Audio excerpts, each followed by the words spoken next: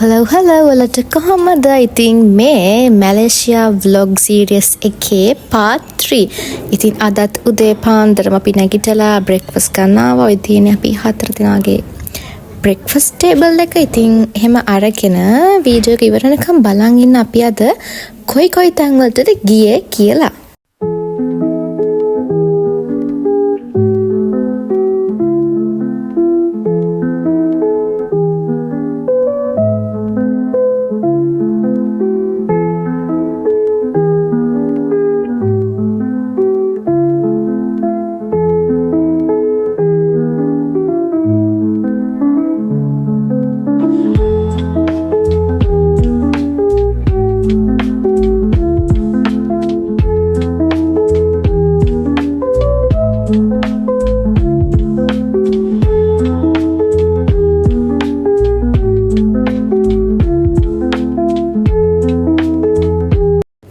ඉතින් මේ දැන් අපි ඇවිල්ලා ඉන්නේ කවුන්සලින් කැම්ප් එකක් කරන්න. ඉතින් මගේ ලයිෆ් එකේ ෆස්ට්ම එක්ස්පීරියන්ස් එක තමයි මේ කවුන්සලින් කැම්ප් එකකට ජොයින් වෙච්ච. ඉතින් මේක ඕගනයිස් කරේ මැලේසියාවේ ශ්‍රී ලංකා මහා කොමසාරිස් කාර්යාලය. මේ උපදේශන කඳවුර නැත්නම් අපි කියන මේ කවුන්සලින් කැම්ප් එක අපි සිදු කරේ මැලේසියාවේ ඉන්න ශ්‍රී ලාංකිකයන්ට. ඉතින් මේ එක්ස්පීරියන්ස් එක මගේ ලයිෆ් එකේ ෆස්ට් එක්ස්පීරියන්ස් එක. මම ඉස්සෙල්ලා කිව්වා වගේ ඒ වගේම මේ කැම්ප් එකෙන් පස්සේ අපිට අර මං හැම වෙලේම කියනවා වගේ අධ්‍යාපනික දැනුම වගේම මැලේසියාවේ කල්චර් එක ගැන ලොකු අවබෝධයක් වගේම අපේ ජීවිතේ කවමදාවත් අමතක වෙන්නේ නැති අත්දැකීම් ගොඩක් අපේ ජීවිතේට අපිට එකතු කරගන්න පුළුවන් වුණා. Commonwealth Youth Network මෙතන නැති වුණා. සභාපතිතුමන්ට මෙවැනි වැඩසටහනක් ක්‍රියාත්මක කරන්නේ. ඒ සඳහා අත්වැල් බැඳ ගන්නට ඔබට අවස්ථාව ලැබීම. ඉතින් මේ කවුන්සලින් කැම්ප් එකට සහභාගී වෙච්ච කවුන්සලර්ස්ලා වෙච්ච හැමෝටම සහ කවුන්සලින් ඉගෙන ගනින හැමෝටම හිතේ අර්ථවත් උපදේශන කඳවුරකට සහභාගී වෙන අවස්ථාව ලැබුණා. ඉතින් මේ කවුන්සලින් කැම්ප් එකෙන් අපේ තියෙන කුසලතා අපි කොහොමද ප්‍රැක්ටිකල් විදියට යූස් කරන්නේ සහ ඒ අපි ප්‍රැක්ටිකල් ලයිෆ් එකට අපි කොහොමද අපේ තියෙන ස්කිල්ස් පාවිච්චි කරන්න කියන එක අපිට ලොකු අවබෝධයක් මේ කවුන්සලින් කැම්ප් එකෙන් හම්බුණා. ඉතින් මේ වල දකින්න අපිට ලන්ච් අපි ගත්තට පස්සේ අපි ආවා ඉතින් shopping කරන්න. ඉතින් එතනදී මෙන්න මේ කට්ටිය අපිව දැකලා අපිත් එක්ක ෆොටෝස් ගන්න ඕන කිව්වා. ඔහොම තමයි ඉතින් දවසේ භාගයක්ම ගෙවිලා ඉවරයක් වුණේ.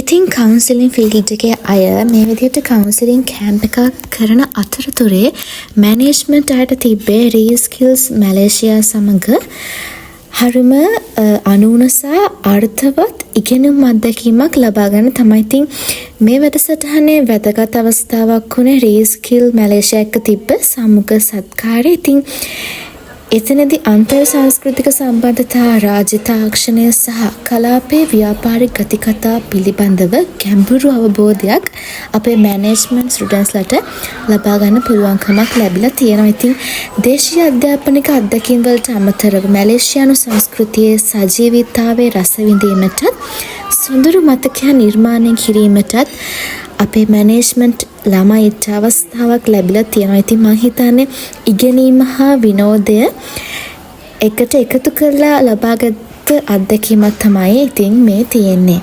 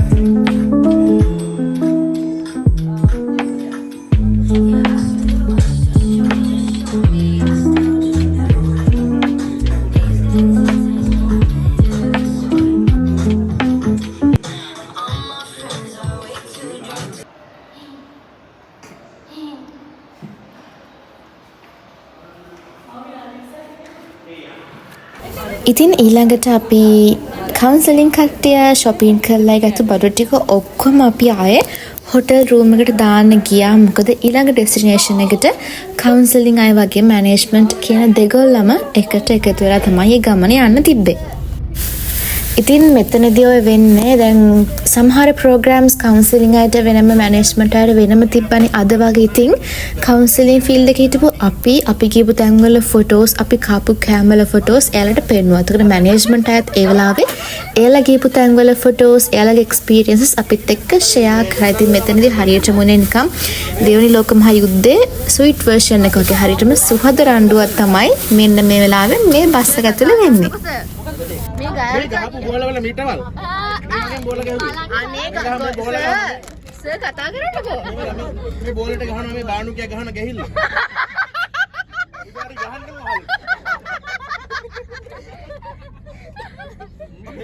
ඉතින් ගහන්න මෙහෙම ගහන්න ඕනේ මෙහෙම නේ ගහන්න උඩ ඉතින් කවුන්සිල් ළමයි ටික මේ මට අපේ කොමිසාර සයියා ඒ වගේ තමයි අපි රෙඩි හාමුදුරුවෝ මෙන්න චූන පටාස්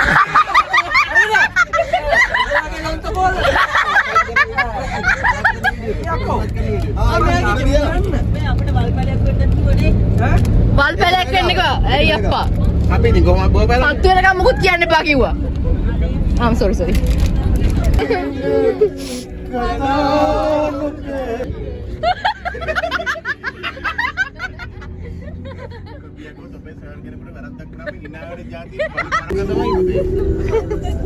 දුක විඳවන්න එපා විඳින්න. Okay, get ready. We are almost here. Here we have to walk a little bit because the road is very, very narrow. Okay.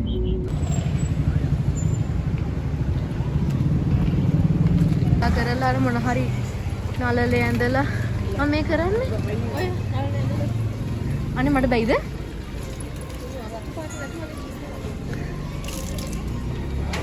තනිය ඇඳගන්න දන්නේ නැහැ මිස්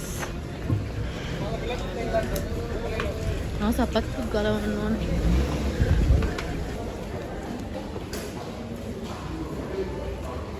ඉතින් ඊළඟට අපි ගියේ මැනේජ්මන්ට් සහ කවුන්සලින් දෙගොල්ලන්ටම සහභාගී වීමට හැකියාවක් ලැබිච්ච ඩයලොග් සෙෂන් එකට. ඉතින් ඒක සංවිධානය කළා තිබුණේ සෙලින්ගෝ ඉන්දියන් චේම්බර් ඔෆ් කොමර්ස් සමග. ඉතින් මම හිතන්නේ මේ තිබ්බ සජීවී සම්මන්ත්‍රණය තුලින් මේක අධ්‍යාපනික සම්මන්ත්‍රණයක් වගේම සංස්කෘතික අත්දැකීම් සහ විශේෂයෙන් වෘත්තීය හමුවීම් රාශියක් ගැන අපිට දැන හඳුනගන්න සහ අපේ ජීවිතයේ ලොකු අත්දැකීම් රාශියක් අපිට එකතු කරගන්න හැකියාවක් ලැබුණා.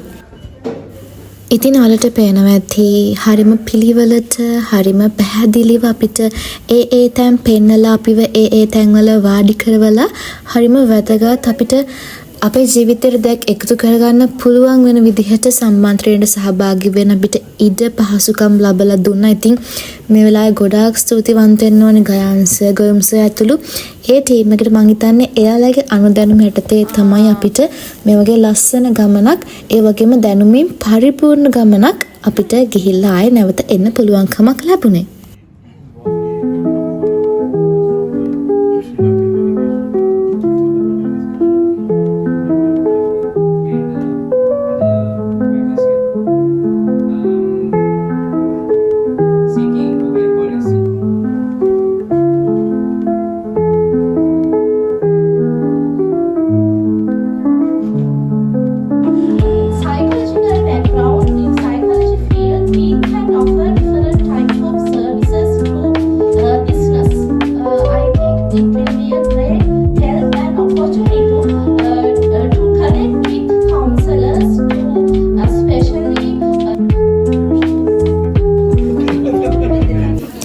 ඉතින් වැදගත්ම දේ තමයි අපිට හම්බ වෙච්ච සර්ටිෆිකේට්ස්. ඉතින් මම හැම වෙලෙම කිව්වා වගේ අපි හැම ගිය ප්‍රෝග්‍රෑම් එකකම අපිට මේ වගේ වැදගත් ඒ කියන්නේ ග්ලෝබල් සර්ටිෆිකේට් එකක වැදගත්කම දන්න අය දන්නවා කොච්චර වැදගත්ද කියන එක. ඉතින් මම හිතන්නේ මේ හැම ප්‍රෝග්‍රෑම් එකකම අපිට සර්ටිෆිකේට් එක ඉෂුව කරා. ඉතින් ඒක හරිම ප්‍රයෝජනවත් අපේ ඉදිරි අනාගතය වෙනුවෙන්.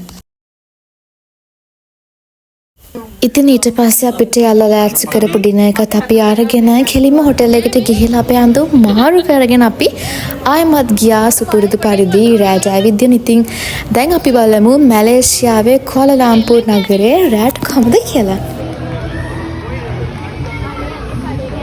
ඉන්න පොඩ්ඩක්. හායි. අත දෙන්නේ. අනේ ඉන්න මටත්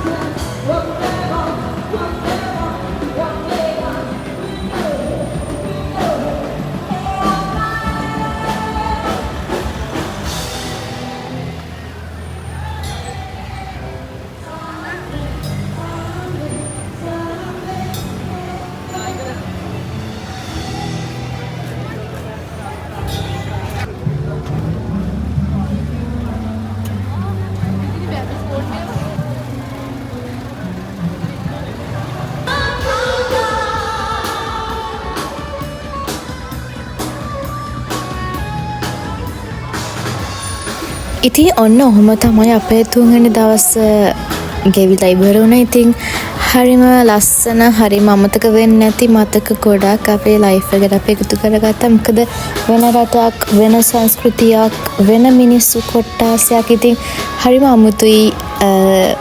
අපේ ලංකාවේ අපි රැට ගත කරන විදිය සහ මැලේසියාවේ කුවාලාලම්පූර් නගරේ අපි ඉන්නකොට මම හිතන්නේ අපි පාන්දර 1-2 වෙනකන් වගේ මෙහෙම අපි ඒ තැන්වල අපි ඇවිද්දා අපි shopping කරා. ඉතින් හරිම ලස්සන experiences ගොඩක් end of the day අපි අපේ life එකට එකතු කරගෙන තමයි අපි අද දවසේ ඉවර කරේ. ඉතින් මම අද දවසේ ගත්ත ලස්සන photos කීපයක්ම එකතු කරලා තිනවා වීඩියෝ එකට. ඉතින් ආයෙත් ලස්සන vlog එකකින් හම්බ වෙමු. channel එක subscribe කරලා නැත්නම් දැන්මම subscribe කරන්න. මොකද ඊළඟට එන්නේ හරිම happening funny Malaysian vlog එකක්ම තමයි.